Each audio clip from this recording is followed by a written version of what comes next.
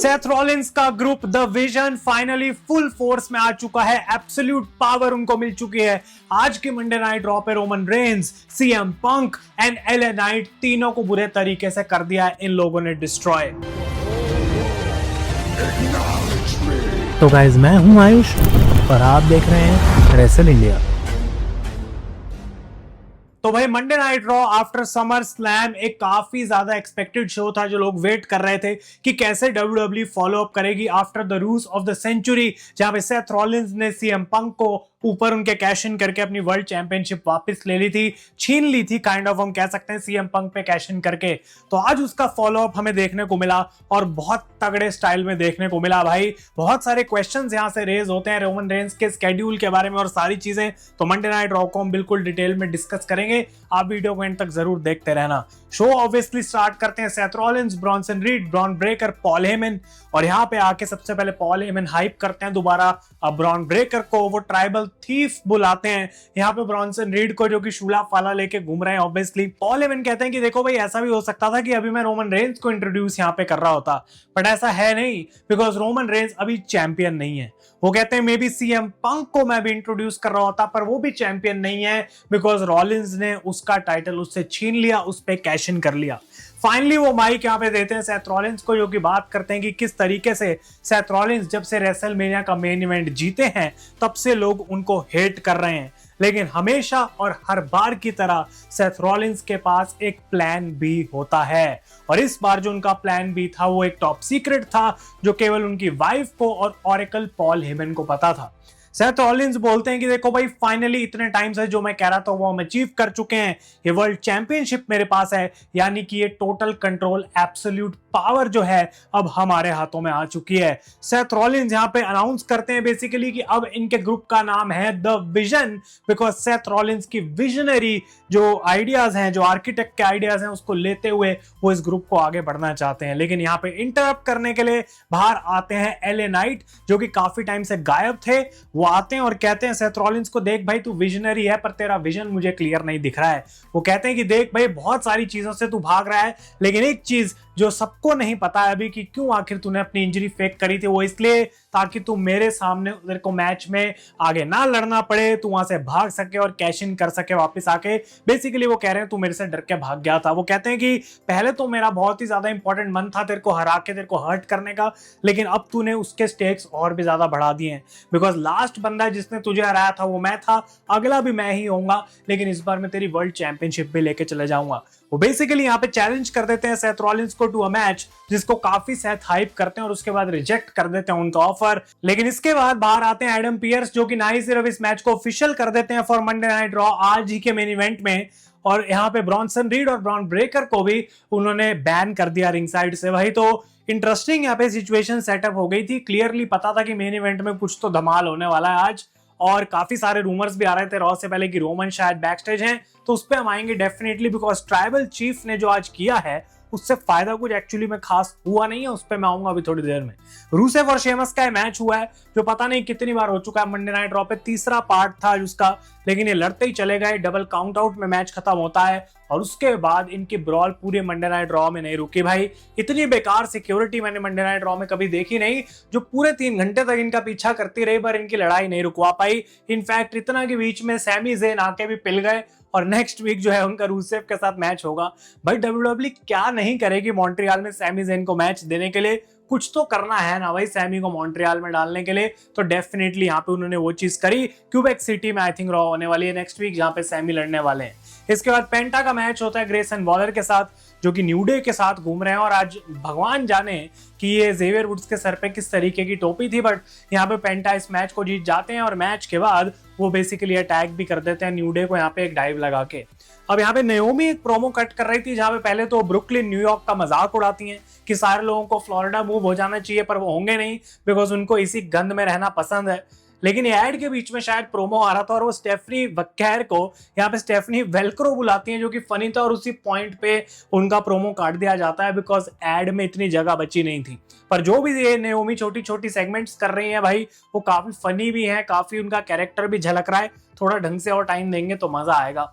Women's tag team championship का rematch देखने को मिला समर स्लैम के बाद। शार्लेट और अलेक्सा का ये जो प्रोमो था इस मैच से पहले, उसकी तो मैं बात भी नहीं करना चाहूंगा भाई, बहुत ही मुझे बोरिंग लगा।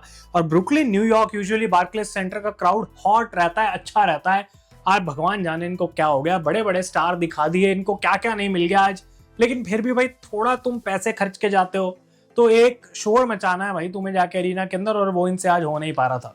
तो शार्लेट और अलेक्सा ने रकेल और रॉक्सेन को एक बार दोबारा हरा दिया है और दोबारा से रॉक्सेन पेरेस को पिन किया गया है। इस पे हमें थोड़ा सा ध्यान रखना पड़ेगा, बिकॉज एड में फिन बैलर अपना प्रोमो कट कर रहे थे जेडी के साथ खड़े होके, और वो बोलते हैं कि लिव मॉर्गन बहुत ही जल्दी वापस आ जाएंगी और कुछ 6-8 महीनों में। लेकिन ऐसा होने वाला है नहीं। लिव मॉर्गन जब वापस आएंगी तो रॉक्सेन को सीधा बाहर निकालने की उनकी कोशिश रहेगी और यहीं से जजमेंट डे के क्रैक्स चालू होंगे। अब कब तक खींचेंगे वो देखना इंटरेस्टिंग रहेगा। इसके बाद डोमिनिक का मैच होता है ड्रैगन ली के साथ, और इस मैच में भाई 3-3 एल ग्रांडे अमेरिकानो हमें देखने को मिल गए। एजे स्टाइल्स भी आ जाते हैं मैच के बाद अटैक करने के लिए डोमिनिक को। डोमिनिक भले इस मैच को जीत जाते हैं दोबारा, लेकिन ये 3-3 एल ग्रांडे अमेरिकानो कौन है हमें नहीं पता भाई। एक तो ऑब्वियसली लुडविग काइजर है, मे बी एक चैट गेबल है, क्या वो तीसरा बंदा सच में रे मिस्टीरियो है या कोई है, आई हैव नो आइडिया। लेकिन ये 2 से 3 हो चुके हैं, अगले हफ्ते शायद 4 भी हो जाएंगे। इसके बाद बेकी लिंच आते हैं रिंग के अंदर और वो कहते हैं कि अब मैं फाइनली चैंपियन बन चुकी हूं, लायरा मुझे चैलेंज नहीं कर सकती है। लेकिन इस पॉइंट पे कोई भी और ऐसा नहीं है जो मुझे चैलेंज कर पाए, और मैं बहुत लंबे टाइम तक चैंपियन रहने वाली हूं। और उनको कन्फ्रंट करने के लिए बाहर आती है यहाँ पे निकी बेला, जो एक काफी हॉट एक्सचेंज में कन्वर्ट हो गया। प्रोमो मजा आया इसको देख के। निकी बेला बोलती है बेकी को, मैं तो तेरे को इतने टाइम से देखती आ रही हूँ और हमेशा मुझे लग रहा था कि तू वन ऑफ द बेस्ट बनेगी। वो कहती है कि जितने भी लोगों की तेरे को हेल्प करनी चाहिए तू उनको बैक में स्टैब कर रही है और उनके साथ तूने ठीक नहीं किया है, तो तू एक अच्छी लीडर नहीं है। तो बेकी भी वापस आके एक शॉट लेती है निकी के ऊपर कि निकी किस तरीके से हमेशा कंप्लेन करती रहती है, बिल्कुल वैसे ही जैसे कि उन्होंने अभी कंप्लेन किया जब उनका मूवी से रोल कट हो गया हैप्पी गिलमोर 2 से, जो by the way I think जिसमें बेकी भी है और उसमें अब निकी नहीं है बिकॉज उनका रोल कट हो गया था। तो बेकी को यहाँ पे फिर निकी बोलती है कि भाई देख तू बहुत झूठ बोलती है, बिल्कुल अपने हस्बैंड की तरह। और सेथ रॉलिंस ऑब्वियसली सबको झूठ बोल के ट्रिक करके आ रहे हैं रूज ऑफ द सेंचुरी के बाद। तो ये शॉट लिया गया और बेकी कहती है कि तू मेरे हॉट हस्बैंड और इस सेथ रॉलिंस वाले पूरे चैप्टर के बारे में कुछ भी मत बोल, बिकॉज इस पॉइंट पे हम WWE के मोस्ट पावरफुल कपल हैं, जो कि कुछ सालों पहले तू भी हो सकती थी, लेकिन la la la you can not see him anymore. ये बहुत ही बढ़िया शॉट था भाई, और क्राउड इसके लिए पॉप किया, और कुछ किया हो या ना किया हो इसके लिए जरूर पॉप किए थे। और उसके बाद निकी बेला जो है एक टाइटल चैलेंज थ्रो करती हैं, जिसको बेकी एक चीप शॉट से रिस्पॉन्ड करती हैं और वहां से चली जाती हैं। बट क्लियरली निकी बेला जो है वो बेकी लिंच से लड़ने वाली हैं for the women's intercontinental championship, जो कि डेफिनेटली चेंज ऑफ प्लान्स है लिव मॉर्गन की इंजरी के बाद। इसके बाद ये फाइनली मेन इवेंट हुआ एले नाइट और सेथ रॉलिंस का। काफी डिसेंट मैच दे रहे थे, ऐसा लग रहा था कि इनके पास ज्यादा टाइम होगा नहीं, पर फिर भी अच्छा खासा टाइम इनके मैच को मिला। लेकिन लड़ते लड़ते एक ऐसी मोमेंट आती है जहां पे सेथ रॉलिंस, क्योंकि ब्रॉन्सन रीड नहीं है, ब्रॉन ब्रेकर नहीं है रिंग साइड पे मदद के लिए, वो ये रिंग साइड से पूरा मैट हटाते हैं और एक फ्लोर के ऊपर स्टॉम्प लगाने का उनका इरादा था एले नाइट को। लेकिन वो चीज हो नहीं पाई बिकॉज सीएम पंक आके अटैक कर देते हैं। डिस्क्वालिफिकेशन के अंदर ये मैच खत्म होता है, एले नाइट जीत तो जाते हैं लेकिन वो खुश नहीं थे सीएम पंक से। Out of nowhere Bron Breakker भागते हुए आते हैं और सीएम पंक को स्पीयर लगाते हैं और इन दोनों बंदों को डिस्ट्रॉय करा जाता है भाई। सेथ रॉलिंस पूरे तरीके से एक बार फिर से एब्सोल्यूट पावर टोटल कंट्रोल लेके जा रहे होते हैं, लेकिन अपने एग्जिट के टाइम पे म्यूजिक बजता है ओटीसी रोमन रेंस का।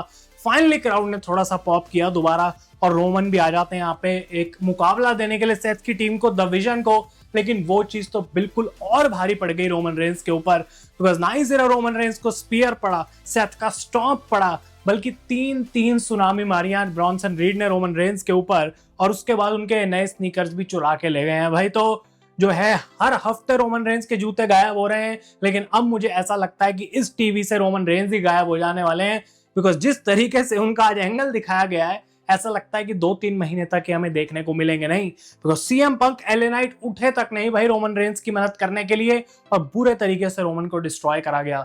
तो जहां पे रॉ की शुरू में वो रूमर्स देख के उम्मीदें जाग रही थी कि रोमन रेंस अभी भी यही है, कहीं नहीं गया है, may be that is true, और क्लैश इन पेरिस में 6 मैन टैग टीम मैच हो सकता है।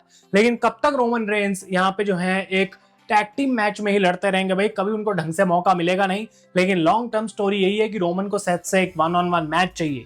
मोस्ट प्रोबेबली यहाँ पे कुछ ना कुछ रिपोर्ट्स आ जाएंगे, लेकिन मुझे ऐसा लगता है कि रोमन रेंस गायब होने वाले हैं। और ये थी आज की मंडे नाइट रॉ की एंडिंग। First night with Seth Rollins as the world heavyweight champion, total and absolute power control by the vision. तो अगर आप लोगों को ये वीडियो अच्छी लगी हो, इस पे लाइक करें, अपने ओपिनियंस मंडे नाइट रॉ के बारे में मुझे देना ना भूलें। तब तक के लिए thank you so much for watching. मैं हूं आयुष और आप देख रहे हैं रेसल इंडिया।